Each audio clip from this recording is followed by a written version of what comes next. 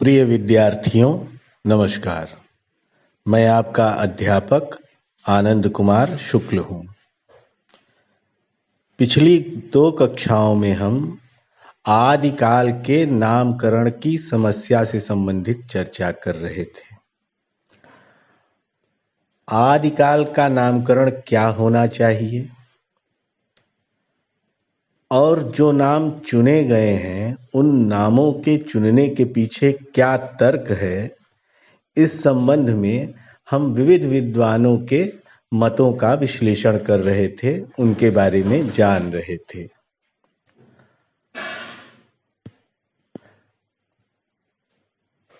हमारे सम्मुख ढेर सारे विचारकों के मत हैं। आपको यह बात ध्यान में रखनी चाहिए कि जितने भी लोगों ने आदिकाल पर कोई विमर्श प्रस्तुत किया है, उन सभी ने किसी न किसी प्रकार से इस समस्या की चर्चा अवश्य की है, किसी न किसी तरीके से अपना विचार इस समस्या पर अवश्य अभिव्यक्त किया है। कई 100 के ऊपर विद्वान होंगे, लेकिन हम सबको एक साथ नहीं पढ़ सकते। इसलिए जो मुख्य मुख्य धाराएं हैं, जो मुख्य मुख्य विद्वान हैं, उनके विचारों को समझते हुए हम यह निर्णय लेने की कोशिश करते हैं कि आदिकाल या हिंदी का जो आरंभिक कालखंड है, जहाँ से हिंदी शुरू हो रही है, उस कालखंड का नामकरण क्या किया जाना चाहिए। हम रामचंद्र शुक्ल के विचारों तक पिछली कक्षा में पहुंचे थे। रामचंद्र शुक्ल के जो विचार थे आदिकाल के नामकरण के संबंध में, वे विचार अल्प और अपुष्ट सामग्री के आधार पर विकसित किए गए थे। तर्क और प्रक्रिया पर कोई संदेह नहीं है। आचार्य रामचंद्र शुक्ल की इतिहास दृष्टि, उनकी इतिहास प्रविधि, उनके तर्क और उनकी विचार प्रक्रिया संदेह से परे है। दिक्कत वहां होती है जहां से शुक्ल जी के सामने वे वास्तविक कृतियां ही उपलब्ध नहीं होती हैं जिनके आधार पर वास्तव में आदिकाल का नामकरण किया जाना चाहिए था। इसीलिए आचार्य हजारी प्रसाद द्विवेदी ने आचार्य रामचंद्र शुक्ल के मत का विरोध किया, और इसे विरोध न कहें बल्कि यह कहें कि उन्होंने एक अलग तरीके से विचार प्रस्तुत किया और कहा कि जो विचार या जिस तरीके की संभावनाओं की ओर रामचंद्र शुक्ल इशारा कर रहे हैं, वे संभावनाएं अत्यंत अल्प हैं और दूसरे उन संभावनाओं में संदेह की गहरी गुंजाइश। जैसे पृथ्वीराज रासो निश्चित रूप से वीरगाथात्मक कृति है, इसमें कोई संदेह नहीं है, किसी को नहीं है। लेकिन इसके बावजूद यदि आप पृथ्वीराज रासो का भाषिक विश्लेषण करें तो आप पाएंगे कि पृथ्वीराज रासो में लगातार परिवर्तन होता गया। यहां तक कि विद्वान कहते हैं कि उसमें 17वीं शताब्दी तक परिवर्तन हुआ। 17वीं शताब्दी तक के भाषिक परिवर्तनों के साक्ष्य प्राप्त होते हैं। ऐसे में पृथ्वीराज रासो कालगत तौर पर एक पुष्ट रचना नहीं बन पाती है। ढेर सारे प्रक्षिप्त अंश उसमें शामिल किए गए हैं और ऐसी ही कई रचनाएं हैं। कुछ रचनाओं के बारे में तो यहाँ तक निर्णय है कि वे रचनाएं आरंभ में आदिकालीन मानी गईं, लेकिन बाद में पता चल रहा है कि उनका प्रकाशन या उनका लेखन रीतिकालीन समय में या समाज में किया गया। ऐसे में जो रचनाएं रीतिकालीन समय और समाज में प्रस्तुत की जा रही थीं, भले ही उनका स्वरूप आदिकालीन विमर्श से या आदिकालीन साहित्यिक संरचना से मिलता जुलता हो, मैं फिर कह रहा हूं मिलता जुलता हो, लेकिन उन्हें आदिकालीन मानना एक भ्रम होगा और उनके आधार पर हिंदी के आरंभिक काल का निर्णय कर पाना बेहद संदेह परक हो जाएगा। द्विवेदी जी के सामने एक दूसरी चिंता भी थी। मैंने आपको बताया था पहली ही कक्षा में जो इस संबंध में थी, उसमें मैंने चर्चा की थी कि केवल साहित्य संबंधी मत नहीं है, जब भी कोई व्यक्ति आदिकालीन साहित्य पर विचार करेगा तो उसके सम्मुख यह प्रश्न आएगा ही आएगा कि हिंदी साहित्य का आरंभ कब से, जहां से हिंदी साहित्य का आरंभ वह मानेगा वहीं से आदिकाल का आरंभ भी उसे मानना होगा।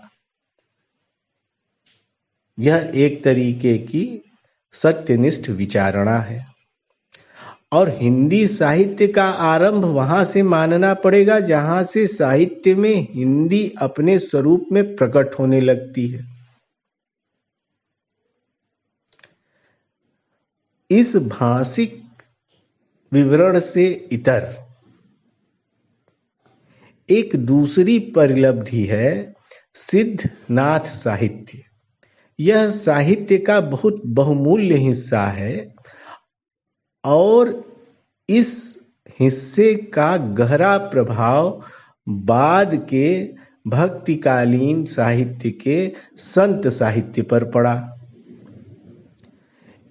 परंपरा के निदर्शन को दिखाने के लिए भी उस संत सिद्धनाथ साहित्य को हिंदी साहित्य में परिगणित करना आवश्यक हो गया था। इस लिहाज से यह स्वीकार किया गया कि जहां से हिंदी बीज स्वरूप में दिखलाई पड़ने लगती है, क्योंकि अगर दो बातें हैं, ध्यान दीजिएगा। पहली चीज कि सामाजिक राजनीतिक व्यवस्थाओं में परिवर्तन होने के साथ साहित्य की मूल वृत्तियों में भी परिवर्तन होता है और यह बात किंचित संशोधित तौर पर रामचंद्र शुक्ल भी स्वीकार करते हैं, क्योंकि यदि आप उनकी इतिहास दृष्टि देखें तो हिंदी साहित्य के आरंभ में ही उन्होंने जनता की चित्तवृत्ति के संचित प्रतिबिंब के रूप में इस आशय को स्पष्ट कर दिया है।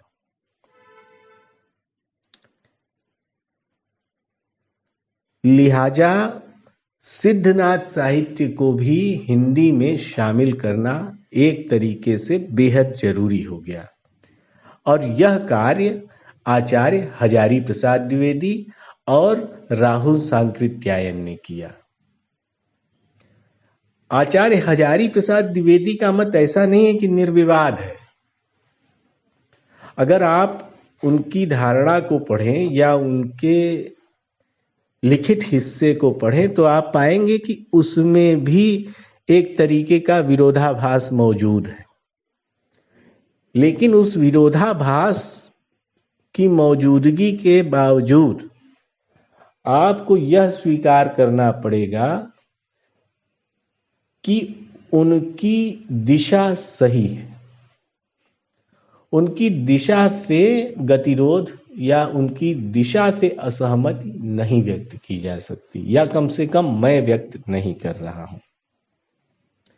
फिर मैंने कहा कि विरोधाभास है, मैं उनका कथन आपको सुनाता हूं और फिर आप स्वयं तय कर लेंगे कि कैसे आदिकाल की प्रवृत्तियों के संबंध में उसके नामकरण की चर्चा के विमर्श के तौर पर उनके अपने विचारों में कुछ विरोधाभास मौजूद है। आप उनकी ही लिखी बात समझिए और सुनिए। मैं पढ़ता हूं। वस्तुतः हिंदी का आदिकाल एक प्रकार की भ्रामक धारणा की सृष्टि करता है। वस्तुतः हिंदी का आदिकाल शब्द एक प्रकार की भ्रामक धारणा की सृष्टि करता है और श्रोता के चित्त में यह भाव पैदा करता है कि यह काल कोई आदिम मनोभावापन्न परंपरा विनिर्मुक्त काव्य रूढ़ियों से अछूते साहित्य का काल है। यह ठीक वही है। यह काल बहुत अधिक परंपरा प्रेमी, रूढ़िग्रस्त, सजग और सचेत कवियों का काल है।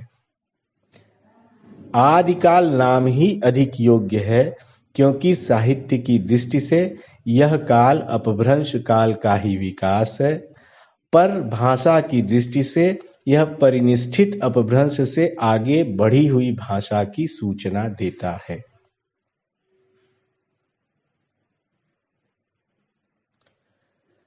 यह द्विवेदी जी का मत है। आप उनके दो वाक्यों को आमने सामने रखेंगे तो पाएंगे कि विरोधाभास मौजूद है। एक तरफ वे आदिकाल जो शब्द है या नामकरण है, उस नामकरण से एक खास तरीके की असहमति जाहिर करते हैं, उसे भ्रम बताते हैं या उस धारणा को भ्रामक धारणा से जोड़ते हैं कि यह इस तरीके का भाव श्रोता के चित्त में उत्पन्न करता है, और उसके बाद वैसी ही तर्क प्रणाली का उपयोग करते हुए वे आदिकाल नाम को स्वीकार कर लेते हैं। हम उनके विरोधाभास पर नहीं जाते हैं, बल्कि उन तर्कों की ओर झुकते हैं जिन तर्कों की ओर द्विवेदी जी उन्मुख होते हैं या अपने पाठकों को, हिंदी के पाठकों को ले जाते हैं। यहीं पर थोड़ा सा ठहर कर मैं राहुल सांकृत्यायन की चर्चा करूंगा। राहुल सांकृत्यायन भी इस विचारणा में शामिल हैं कि सिद्धनाथ साहित्य को हिंदी साहित्य में अवश्य परिगणित किया जाना चाहिए। उनके भी भाषा संबंधी वही मत है कि जहां से हिंदी अपने बीज स्वरूप में दिखलाई पड़ने लगती है, हिंदी अपभ्रंश से सुस्पष्ट तौर पर अलग सी दिखाई देने लगती है। उसमें स्वतंत्र रूप से अलग महाकाव्य रच दिए जाएं, कोई खंड काव्य रच दिया जाए, कोई मुक्तक रचना आ जाए, ऐसा नहीं, लेकिन हिंदी का स्वरूप अपभ्रंश से विलग सुस्पष्ट होने लगे। इसीलिए उन्होंने 8वीं शताब्दी से 13वीं शताब्दी के बीच के काल को हिंदी का आरंभिक काल माना और उसका नामकरण किया सिद्ध सामंत युग या सिद्ध सामंत काल। वे मानते थे कि यह जो आरंभिक काल है हिंदी का, उसमें दो प्रवृत्तियों की प्रमुखता है। पहली प्रवृत्ति है कि सिद्धों की वाणी और इसके अंतर्गत बौद्ध और नाथ साहित्य की और जैन मुनियों की उपदेश मूलक क्रिया का विस्तार से वर्णन मिलता है। यह एक प्रवृत्ति हुई, लेकिन आप ध्यान दें कि सिद्धनाथ साहित्य में वह प्रचलित जैन साहित्य मिलाया नहीं जा सकता है, किसी भी स्थिति में नहीं मिलाया जा सकता है। यह कोशिश करना स्वयं में अपने आप में एक खास किस्म का हठयोग है। और जो दूसरी प्रवृत्ति उन्होंने उठाई वह थी सामंतों की स्तुति, और यहां पर उन्होंने भी चारण कवियों को रेखांकित किया और उन चारण कवियों के द्वारा रचित जो चरित काव्य है, रासो काव्य मूलतः अपने आश्रयदाताओं के चरित काव्य है, और उस चरित काव्य के अंतर्गत आश्रयदाताओं की वीरताओं का, उनके सौंदर्य मूलक व्यक्तित्व का और उनकी उदारता का वर्णन है।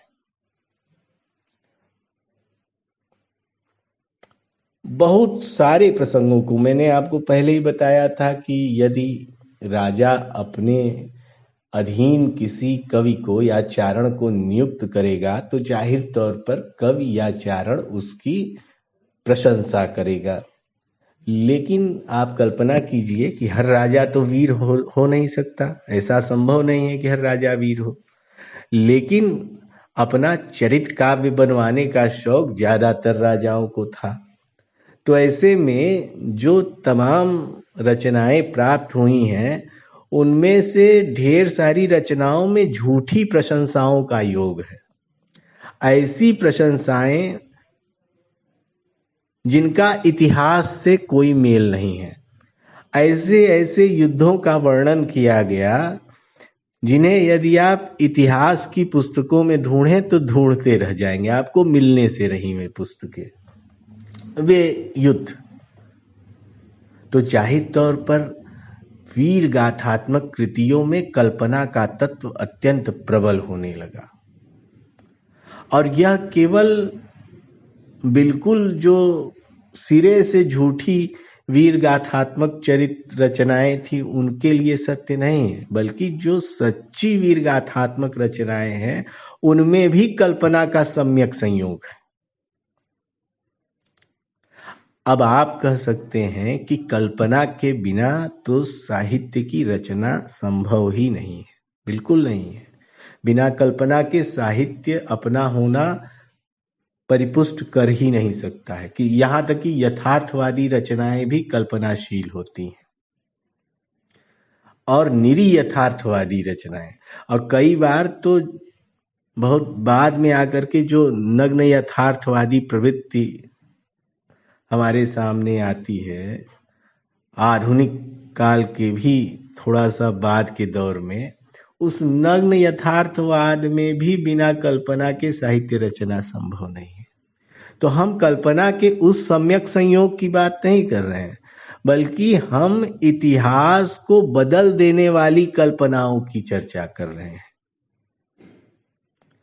ऐसी कल्पनाएं जो ऐतिहासिक वृत्तांत लिखते हुए उसमें थोड़ी थोड़ी कल्पना या कहें थोड़े थोड़े झूठ की मिलावट कर दे।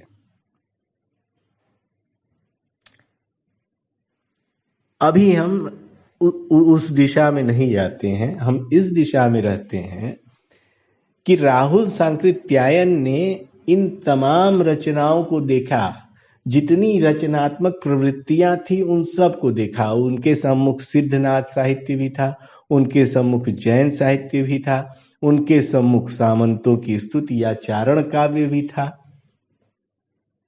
उनके सम्मुख वे लौकिक रचनाएं और व्याकरण ग्रंथ भी थे, जिन्हें उन्होंने अपेक्षाकृत गौड़ माना, और दो मुख्य प्रवृत्तियों में पूरे आदिकालीन साहित्य को परिगणित कर दिया। और जब दो मुख्य प्रवृत्तियों में परिगणित कर दिया तो उसी तर्क के आधार पर उन्होंने हिंदी के उस आरंभिक काल का नामकरण सिद्ध सामंत काल कर दिया। लेकिन जाहिर तौर पर ये जो सिद्ध सामंत युग है या सिद्ध सामंत काल नाम है, इसमें केवल दो प्रवृत्तियां ही समाहित हो पाती हैं।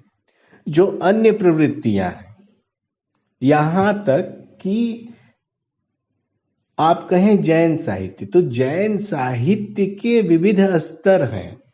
ऐसा नहीं है कि हर जैन साहित्य बिल्कुल एक तरीके के रूप का निर्माण करने में लगा हुआ था। बहुत विविधता है जैन साहित्य में।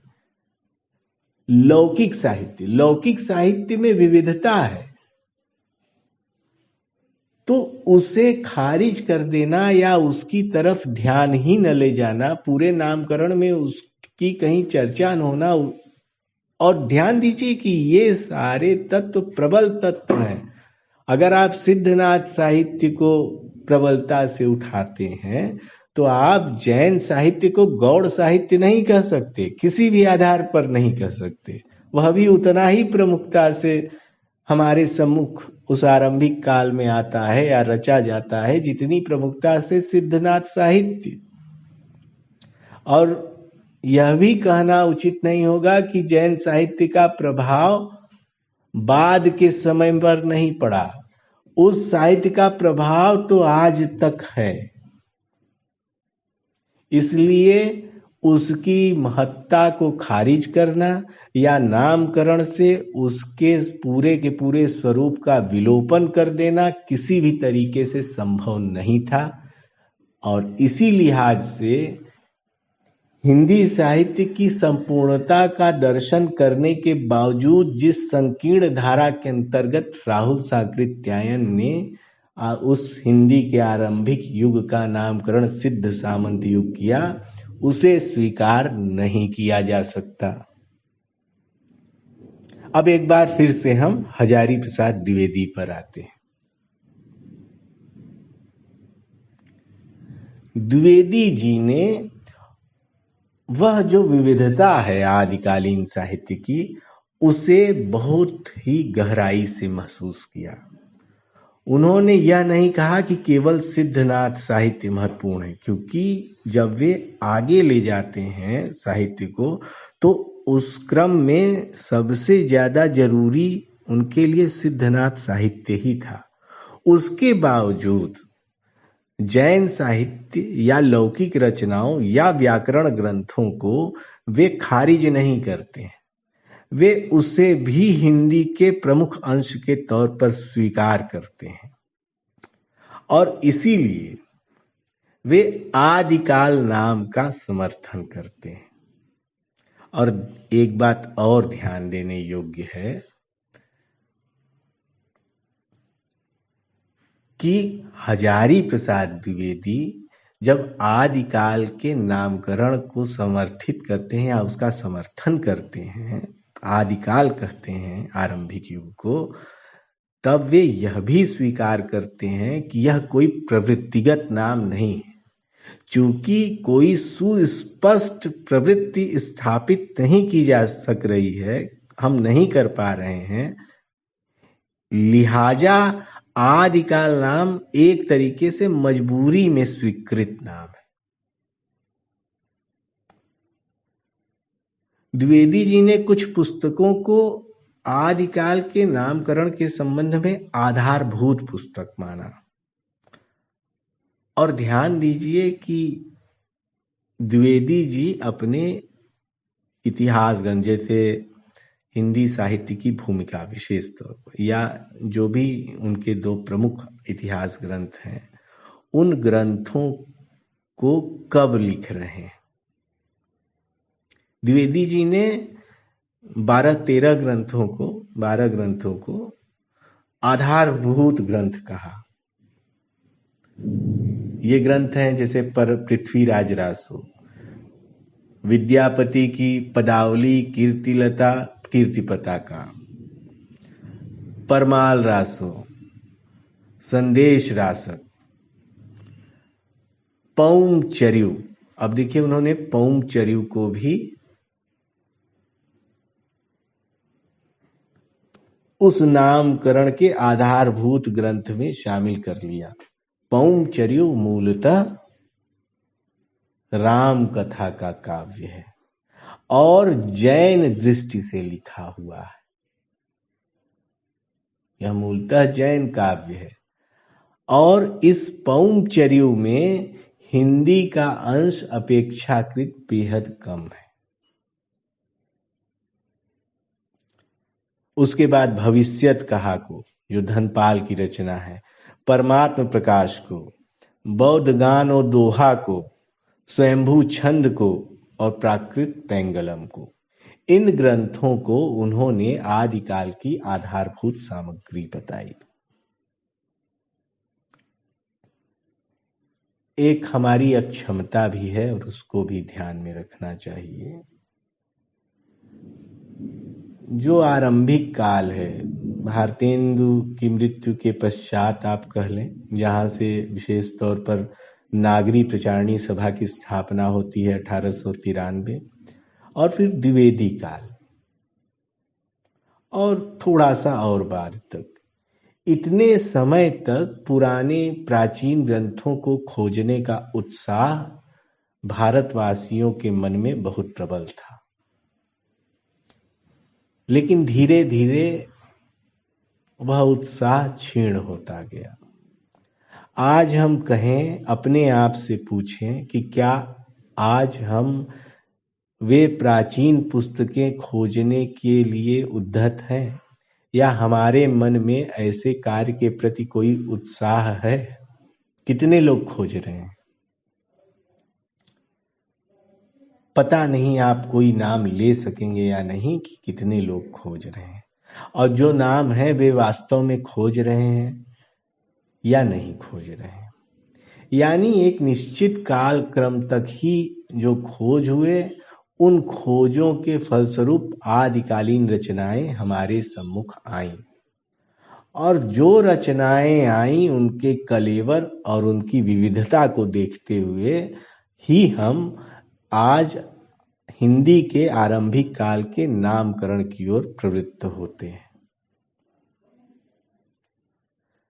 तो इसीलिए अगर हम सभी जितने विद्वान हैं उन सभी विद्वानों के नामकरण को एक साथ एक दृष्टि से देखें, किसके क्या तर्क हैं, किसकी क्या विचार हैं, किसकी क्या प्राथमिकताएं हैं, किस तरीके के साहित्य को उसने हिंदी साहित्य के भीतर प्रविष्ट कराने का उद्यम किया, तो इन सभी तर्कों के आधार पर और विचारणाओं के आधार पर आप पाएंगे कि एक गैर प्रवृत्तिगत नाम, आदिकाल नाम ही इस आरंभिक कालखंड के लिए अभी तक फिलहाल, मैं फिर कह रहा हूं, अभी तक फिलहाल सबसे योग्य और सार्थक नाम है।